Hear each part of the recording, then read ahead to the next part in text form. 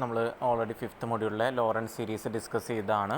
അപ്പോൾ Lawrence series discuss ചെയ്യുന്ന സമയത്ത് നമ്മൾ പറഞ്ഞിരുന്നു അവിടെ റെസിഡ്യൂ എന്നുള്ളൊരു ഇത് നമ്മൾ ആ എക്സ്പാൻഷനിലെ z-a⁻1ൻ്റെ കോഷ്യൻ്റ് ഇത് B1 എന്നായിരുന്നു അവിടെ നൊട്ടേഷൻ കൊടുത്തിരുന്നത്.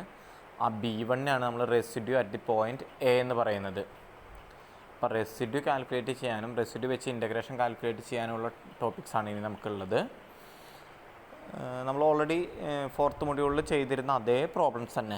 അവിടെ കോഷി ഫോർമുലയാണ് യൂസ് ചെയ്തതെങ്കിൽ ഇവിടെ നമ്മൾ റെസിഡ്യൂ തിയറാണ് യൂസ് ചെയ്യുന്നത്. സെയിം പ്രോബ്ലം തന്നെ ഡിഫറെൻറ്റ് മെത്തേഡ്സിലാണ് നമ്മൾ പറയുന്നതെന്ന് മാത്രം.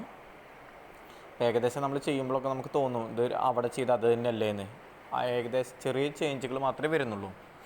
ഇൻ്റഗ്രേഷനാണ് ചെയ്യണമെങ്കിൽ നമുക്ക് ഇൻ്റഗ്രേഷൻ്റെ ഒന്നും ആവശ്യമില്ല. ഈ പറഞ്ഞ പോലെ സബ്സ്റ്റിറ്റ്യൂഷൻസ് മാത്രമാണ് വരുന്നത്, ഇൻ്റഗ്രേഷനൊന്നും വരുന്നില്ല. അപ്പോൾ നമ്മളവിടെ ഓൾറെഡി പറഞ്ഞിരുന്നു ഇൻ്റഗ്രൽ വാല്യൂ കോഷി തിയറത്തിൽ നമ്മൾ പറഞ്ഞിരുന്നു ഇൻ്റഗ്രൽ ഉണ്ടായിരിക്കുക അല്ലെങ്കിൽ ഇൻ്റഗ്രൽ വാല്യൂ ഉണ്ടാവുന്നത് ഡിനോമിനേറ്റർ 0 ആവുന്ന പോയിൻറ്റ്സ് ഏതൊക്കെയാണ്. ആ പോയിൻറ്റ്സിൽ മാത്രമാണ്. ഡിനോമിനേറ്റർ 0 അല്ലാത്ത പോയിൻറ്റ്സിലൊക്കെ ആ ഫംഗ്ഷൻ അനലിറ്റിക് ആയിരിക്കും. അപ്പോൾ അനലിറ്റിക് അല്ലാത്ത പോയിൻറ്റ്സ് കണ്ടുപിടിച്ച് ആ പോയിൻറ്റ്സിൽ മാത്രമാണ് നിങ്ങൾ എന്ത് ചെയ്തിരുന്നത്, കണ്ടുപിടിച്ചിരുന്നത്, ഇൻ്റഗ്രൽ വാല്യൂ കണ്ടുപിടിച്ചിരുന്നത്. ഇവിടെ ഫസ്റ്റ് പറയുന്നത് റെസിഡ്യൂ ഇൻ്റഗ്രേഷനാണ് നമ്മൾ ഫസ്റ്റ് ഡിസ്കസ് ചെയ്യുന്നത്. ആ റെസിഡ്യൂ ഇൻ്റഗ്രേഷനിൽ ഫസ്റ്റ് പറയുന്നത് singularities. The points where the function is not analytic is called singularity. നമ്മളവിടെ പറഞ്ഞത് തന്നെ അനലിറ്റിക് അല്ലാത്ത പോയിൻറ്റ്സ് ഏതൊക്കെയാണ് ആ പോയിൻറ്റ്സിനാണ് എന്ത് പറയുന്നത്, സിംഗുലാരിറ്റി. അതായത് ഡിനോമിനേറ്റർ ഈക്വൽ ടു 0 കൊടുത്ത് കിട്ടുന്ന പോയിൻറ്റ്സ് സോൾവ് ചെയ്ത് കിട്ടുന്ന പോയിൻറ്റ്സ് ഏതൊക്കെയാണോ ആ പോയിൻറ്റ്സിനാണ് നമ്മൾ എന്ത് പറയുന്നത്, സിംഗുലാരിറ്റീസ് എന്ന് പറയുന്നത്. For example f of z equal to 1/z, f of z equal to 1/z, the singularity at z equal to 0. ഇത് ഡിനോമിനേറ്റർ സെഡ് മാത്രമാണ്. സെഡ് 0 ആവണമെങ്കിൽ ഡിനോമിനേറ്റർ 0 ആണെങ്കിൽ സെഡിന് നമ്മൾ എന്ത് കൊടുക്കണം, സെഡ് 0 ആകുമ്പോഴാണ് ഡിനോമിനേറ്റർ 0 ആവുന്നത്. നേരെ മറിച്ച് z+1 ആണ് 1/z+1 ആണെങ്കിൽ സെഡ് ഈക്വൽ ടു -1 കൊടുക്കുമ്പോഴാണ് ഡിനോമിനേറ്റർ 0 വരുന്നത്. അപ്പോൾ സെഡ് ഈക്വൽ ടു -1 ആണ് അവിടുത്തെ സിംഗുലാരിറ്റി.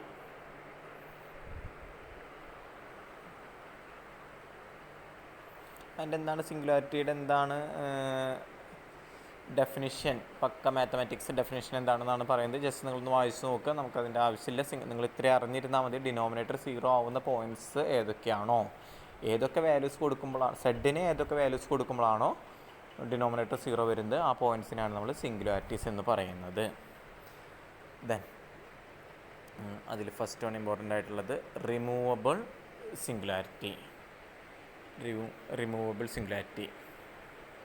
ഇവിടെ റിമൂവബിൾ സിംഗുലാരിറ്റി എന്ന് പറഞ്ഞാൽ നമ്മൾ ലോറൻസ് സീരീസ് എക്സ്പാൻഷനിൽ ഡിനോമിനേറ്ററിൽ സെഡ് വരുന്ന ടൈംസ് അതല്ലെങ്കിൽ സെഡിൻ്റെ പവർ നെഗറ്റീവായിട്ടുള്ള വരുന്ന ഫൈനൈറ്റ് ടൈംസ് ആണ് എങ്കിൽ അതിനെന്ത് പറയും, റിമൂവബിൾ സിംഗുലാരിറ്റീസ് എന്ന് പറയും.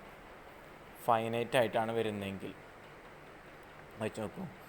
N isolated singularity z naught is called removable singularity if the principal part of z f of z. Principal part എന്ന് പറയുന്നത് എന്താ, ഡിനോമിനേറ്ററിൽ സെഡ് വരിക അല്ലെങ്കിൽ സെഡിൻ്റെ പവർ നെഗറ്റീവ് വരുന്നതിനാണ് നമ്മൾ പ്രിൻസിപ്പൽ പാർട്ട് എന്ന് പറയുന്നത്. At z equal to z naught in Laurent series expansion here നോക്കൂ, ഈ സെൻറ്റൻസ് നോക്കൂ. Here the principal part has no times, ഞാൻ ഫൈനൈറ്റ് ടൈംസ് എന്ന് പറയുന്നത് നോ ടൈംസ് ആണെങ്കിലാണ് അവിടെ റിമൂവബിൾ സിംഗുലാരിറ്റി എന്ന് പറയുന്നത്.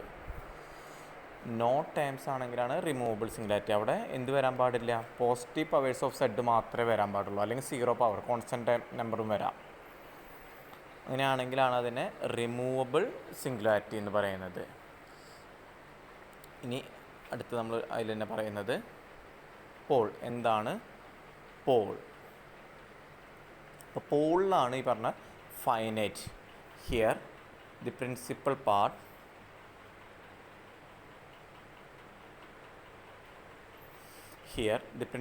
contains finite number of terms. ഇത് സെഡിൻ്റെ പവർ നെഗറ്റീവ് വരുന്നത് അല്ലെങ്കിൽ സെഡ് ഡിനോമിനേറ്ററിൽ വരുന്നത് അല്ലെങ്കിൽ അതിനെ പ്രിൻസിപ്പൽ പാർട്ടിൽ നിന്ന് കോമൺ ആയിട്ട് പറയാം.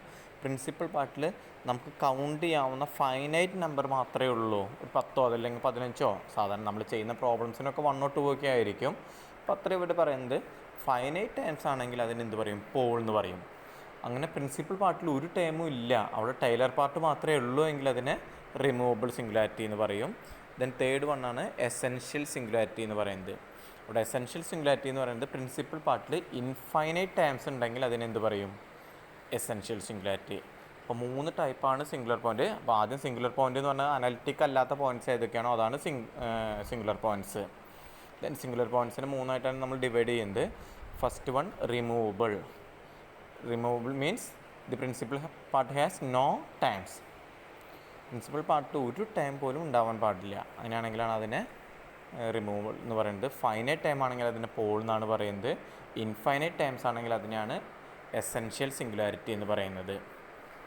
നോട്ട്സ് മുഴുവൻ ഞാൻ എക്സ്പ്ലെയിൻ ചെയ്തിട്ടില്ല, ജസ്റ്റ് നിങ്ങൾക്ക് വായിച്ചൊക്കെ കിട്ടാവുന്നതാണ് കുറേ ടൈംസ്. നിങ്ങൾക്ക് ആവശ്യം ഇത് 3 എന്താണെന്നുള്ളത് മനസ്സിലാക്കി വെക്കാം. ഓരോന്നിനും ഓരോ എക്സാമ്പിളും പറഞ്ഞിട്ടുണ്ട്. ചിലപ്പോൾ 3 മാർക്കിനൊക്കെ ഓരോ ഇത് എന്താണെന്ന് എക്സ്പ്ലെയിൻ ചെയ്ത് ഒരു എക്സാമ്പിൾ തരാൻ പറയും. അപ്പോൾ ഓരോന്നിനും ഓരോ എക്സാമ്പിൾ പറഞ്ഞിട്ടുണ്ട്, എക്സാമ്പിളായിട്ട് നോക്കുക.